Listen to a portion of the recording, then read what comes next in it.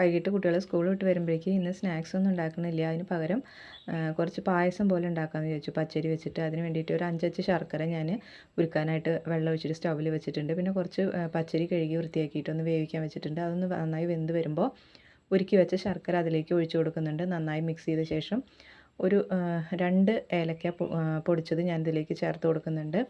അതിനുശേഷം ഇത് നന്നായിട്ട് ഇളക്കിയിട്ട് ശർക്കരയുടെ മധുരമൊക്കെ അരിയിൽ പിടിച്ച് വരുമ്പോൾ നമ്മളത് ഇറക്കി വെച്ചിട്ട് പിന്നെ കുറച്ച് തേങ്ങ ചിരവിയതാച്ച് അതിൽ ചേർത്ത് കൊടുക്കുന്നത്.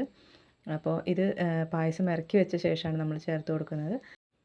വേനലവധിക്ക് സ്കൂൾ അടയ്ക്കുന്ന സമയത്തൊക്കെ ഞങ്ങൾ കൂട്ടുകാരെല്ലാവരും കൂടെ കൂടിയിട്ട് എന്തെങ്കിലുമൊക്കെ ഇങ്ങനെ ഉണ്ടാക്കുമായിരുന്നു. അപ്പോൾ എന്തെങ്കിലുമൊക്കെ ഉണ്ടാക്കണമെങ്കിൽ നമ്മൾ പൈസ ഷെയർ ഇട്ടിട്ടാണ് എടുക്കുക.